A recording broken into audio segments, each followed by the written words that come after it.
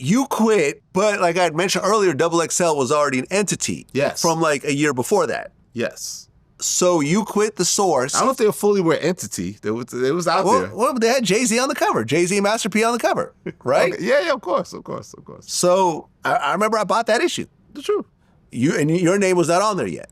No. But then you show up. So what, you left the Source and go straight to XXL?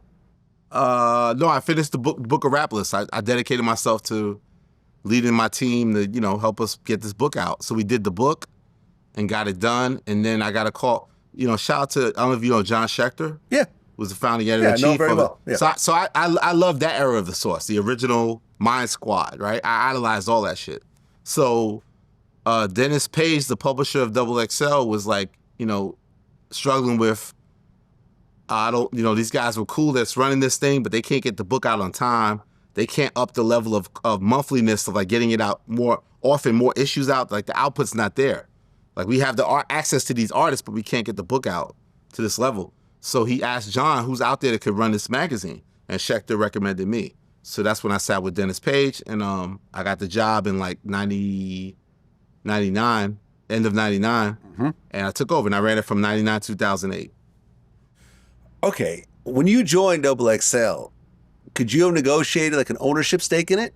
Or was it, because I mean, Harris Publishing was a sizable organization, but it wasn't, here's the thing, it wasn't worth owning. It was not, I remember, the first big conversation we had was, we agreed to my salary, and then Dennis Page was like, look, I'll give you another $5K a month if you could get the book out like by this date. Like, can you really get it out monthly? Can you meet these deadlines, right? So he was gonna incentivize me to meet deadlines. And then I was like, okay, this sounds great. I appreciate that. I love this extra $5K a month, but I'd rather it be a bonus of performance of what this sells or whatever. Because my thing is like, I want to have as much time as I can to get a magazine done. Let's say at the last week I could get a bigger cover.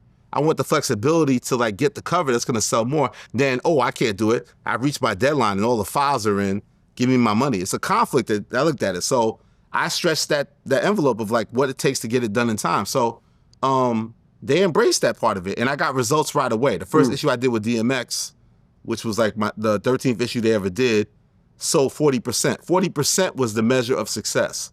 If a magazine sold 40%, I got my 5K bonus. And most times with the 5K bonus, I wasn't selfish. I like bought everybody iPods, or bought everybody DVD players, or bought everybody Cristal bottles or whatever back in the day. Like I wanted us to move around like we were number one, even though we were like grossly not selling anything near to the Source. I wanted to build this sort of championship mentality that we have the best magazine. So I would break my people off and live that way.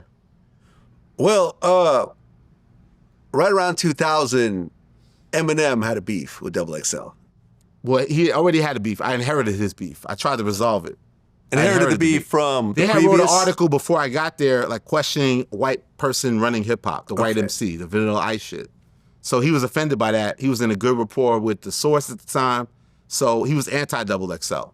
When I got to XXL, my first mission was resolve this beef with Eminem, get Eminem on my side, and he wouldn't accept it. So then I did a whole magazine against him in 2000 because he wouldn't embrace me yet.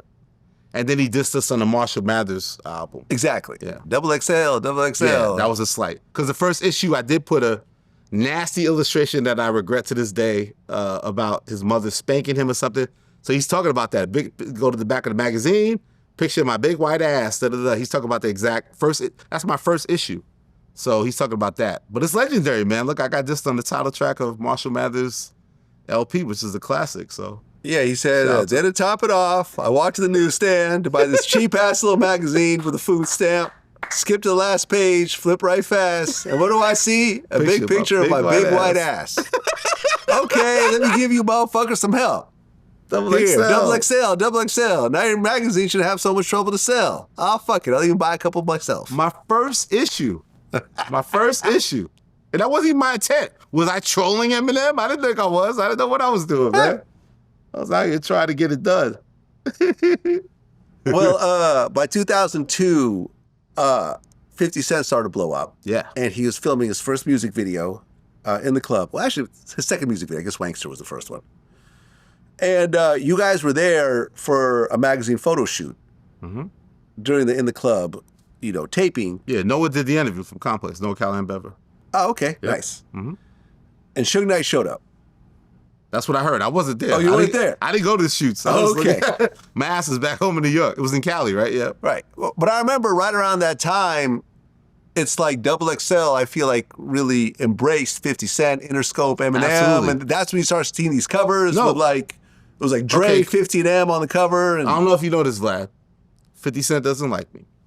But let's give 50 Cent all the credit in the world. 50 Cent was the reason I was able to finally resolve this conflict I inherited with Eminem and join the situation. Because we were supporting him. I remember going to the office and like everybody's pumping these mixtapes and everything. 50's like the hottest guy. And I would always pride myself on like, don't get so caught up in New York shit. Like it's not all about New York. There's a whole world out there. Like, but you couldn't deny his impact. So I remember going to the office and I was like, everybody's pumping 50 Cent mixtapes. So we just started doing these stories on him and just continually putting him in the magazine, continually showing the support. Vanessa Satin, who runs it to this day, built a great rapport with him. So we just kept supporting him. So when he signed with Eminem, we were like, oh shit, is he gonna cut us off? Like, cause we had dealt with this before where it's like, remember Vanessa was dealing with Silk the Shocker and he was super cool. And then I fell out with Master P and then Silk the Shocker basically called us and was just like, I can't fuck with y'all no more. So I was like, is he gonna Silk the Shocker us? It's like 50 gonna say, I can't fuck with y'all. Eminem and those guys don't fuck with you. He ended up being the bridge to help solve the situation, right? Uh-huh. And then what happened was Benzino made a record dissing Eminem at the same time. So then I went to have a meeting with Paul Rosenberg to resolve this conflict. Paul Rosenberg, as you know, is Eminem's partner and manager. yeah. Like, because I wanted the 50 Cent cover, that cover you're talking about. I wanted just 50 Cent in that cover. So we have this whole sit down, this lure fish bar in New York, and Noah's there. And Paul's like, well, how would you like an Eminem, Dr. Dre, 50 Cent cover? And I'm just like, is this guy fucking with me? Like, I would just take 50 Cent. And then he's like, you didn't hear last night? And I was like, what happened last night? He's like, Benzino put out a diss record, Pull Your Skirt Up. And DJ Clue had played it the night before. I hadn't even heard it.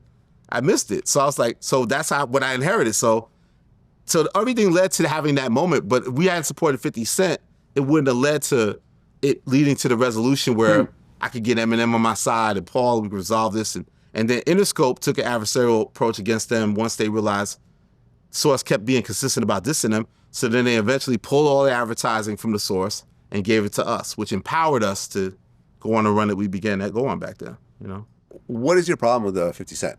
I have no problem with 50 Cent. What's his problem with you? I don't know. You have to ask him. I just think we never really got along. Everything was done through Vanessa at that time.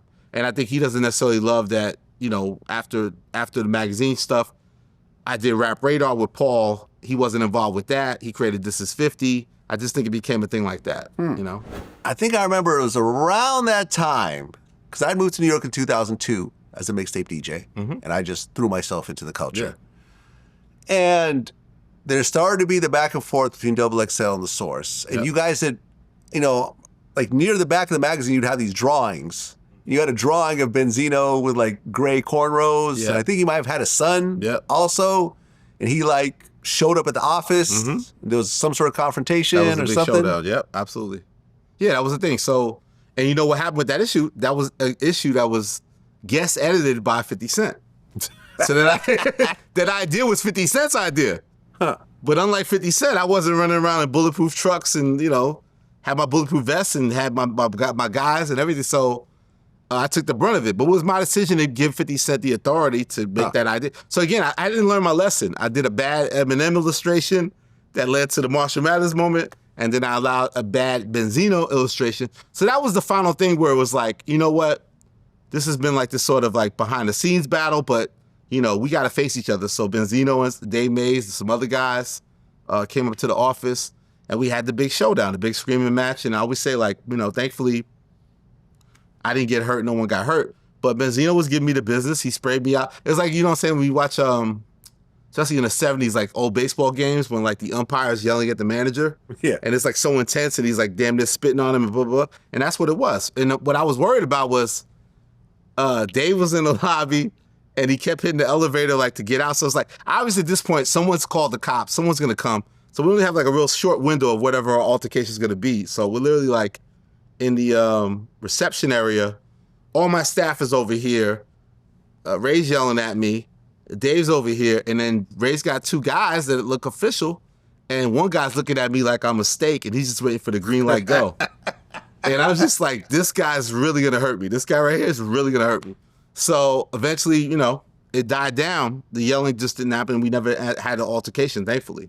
But yeah, that was, so what happened after that was, I said, you know what? I'm gonna stop dissing them. Because you gotta think about it, from the beginning I took over the magazine, every month I would diss them. I would clown them consistently. I felt like I had to bully them because, you know, what happened, to take it full circle, I remember when I was there in XXL launch, like you said, I felt like they were very threatened by that. They didn't want competition. They didn't want the idea that anybody could be bold enough to say, we could be as good as you. So I felt like even though I'm so small, I gotta make them feel like I'm crazy, and I almost have to bully the bully. So I took a very aggressive stance against them. But after the Benzino incident, I was like, I have to change my approach, or else I'm gonna get hurt or someone's gonna get hurt. Because it's reached that height. So I stopped dissing them, and I was like, I'm just gonna prove I'm better than you, and I'm not gonna focus on you anymore. Like, you're over, I'm number one, and that led me to finally actually becoming number one. Because back then, I still wasn't number one. I was just running around like I was number one.